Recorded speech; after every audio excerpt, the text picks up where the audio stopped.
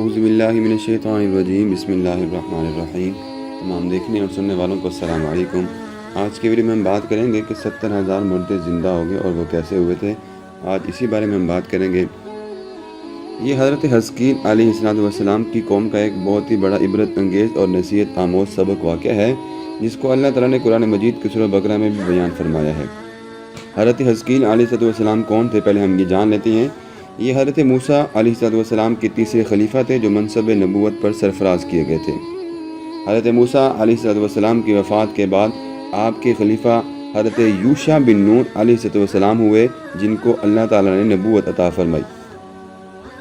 ان کے بعد حضرت کالب بن یوحنا علیہ السلام حضرت موسیٰ علیہ السلام کے خلافت سے سرفراز ہو کر مرتبہ نبوت پر سرفراز ہوئے۔ پھر ان کے بعد حضرت حزقیل علیہ السلام کا لقب ابن العجوز، بڑھیا کے بیٹے ہیں، اور آپ ذوالکفل بھی کہلاتے ہیں۔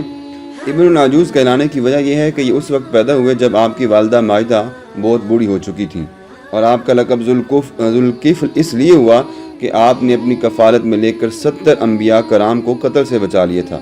جن کے قتل پر یہودی قوم آمادہ ہو گئی تھی۔ پھر یہ خود بھی خدا کے فضل و کرم سے یہودیوں کی تلوار سے بچ گئے اور برسوں زندہ رہ کر اپنی قوم کو ہدایات فرماتے رہے۔ آج کی ویڈیو میں ہم بات کرنے والے ہیں کہ مردوں کے زندہ ہونے کا واقعہ حضرت حزقیل علیہ السلام کی قوم سے منسوب ہے۔ اس کا واقعہ یہ ہے کہ بنی اسرائیل کی ایک جماعت تھی جو کہ حضرت حزقیل علیہ السلام کے شہر میں رہتی تھی۔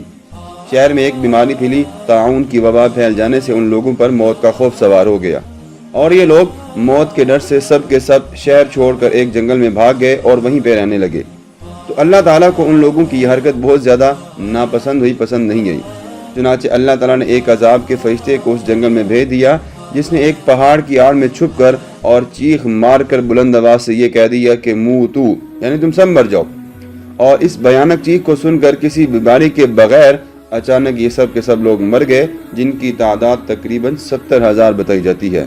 ان مردوں کی تعداد اس قدر زیادہ تھی کہ لوگ ان کے کفن و دفن کا کوئی انتظام بھی نہ کر سکے، اور ان مردوں کی لاشیں کھلے میدان میں بے کفن 8 دن تک پڑی سڑنے لگیں، اور بے انتہا بدبو سے پورے جنگل بلکہ اس کے اطراف میں بدبو پھیل گئی۔ کچھ لوگوں نے ان لوگوں کی لاشوں پر رحم کھا کر چاروں طرف دیوار اٹھا دی تاکہ یہ لاشیں درندوں سے محفوظ رہیں۔ کچھ دنوں بعد حضرت حزقیل علیہ السلام کا اس جنگل میں ان لاشوں کے پاس سے گزر ہوا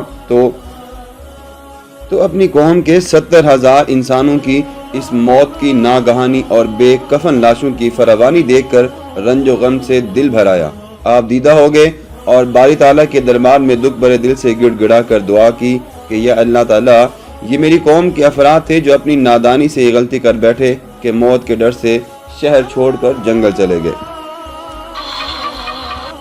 حضرت حزقیل علیہ السلام نے اللہ سے کہا کہ یہ سب میرے شہر کے رہنے والے تھے، ان لوگوں سے مجھے بڑی محبت تھی اور یہ لوگ میرے دکھ سکھ میں میرے شریک رہتے تھے۔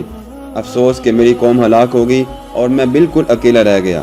اے میرے رب، یہ وہ قوم تھی جو تیری تعریف کیا کرتی تھی اور تیری توحید کا اعلان بھی کرتی تھی اور تیری کبریائی کا خطبہ بھی پڑھتی تھی۔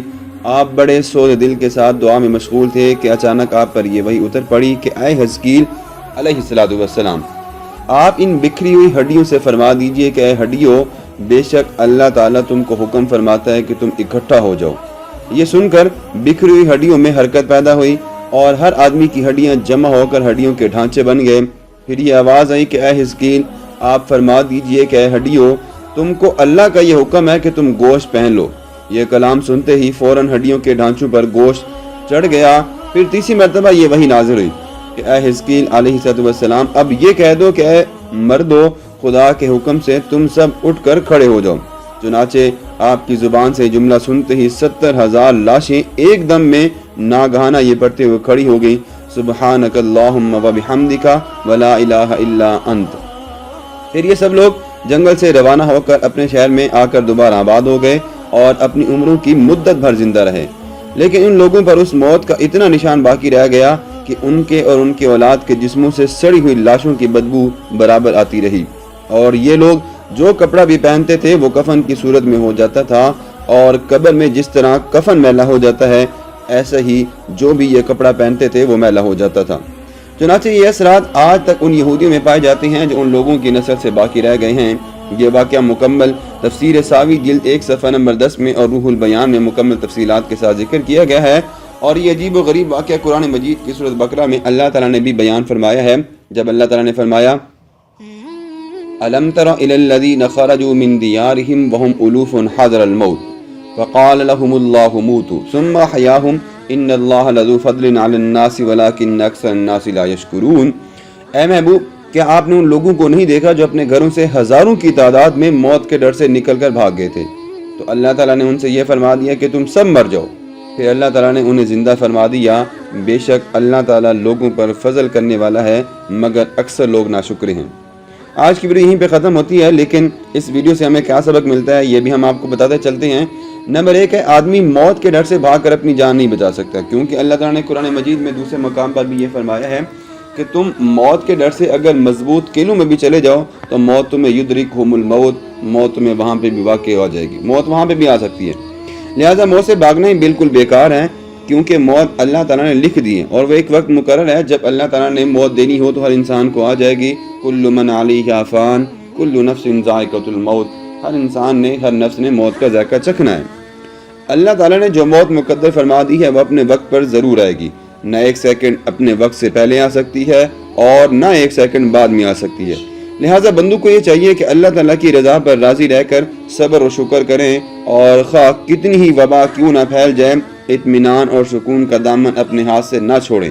اور یہ یقین رکھیں کہ جب تک میری موت نہیں آئے گی نہ مجھے کوئی مار سکتا ہے اور نہ ہرگز میں مر سکتا ہوں، اور جب میری موت آ جائے گی تو میں کچھ بھی کر لوں، کہیں پہ بھی چلا جاؤں، بھاگ جاؤں، ڈٹ کر کھڑا ہو جاؤں، کہیں پہ بھی چلا جاؤں، پہاڑ میں، سمندر میں، وادی میں کسی حال میں بھی نہیں بچ سکتا۔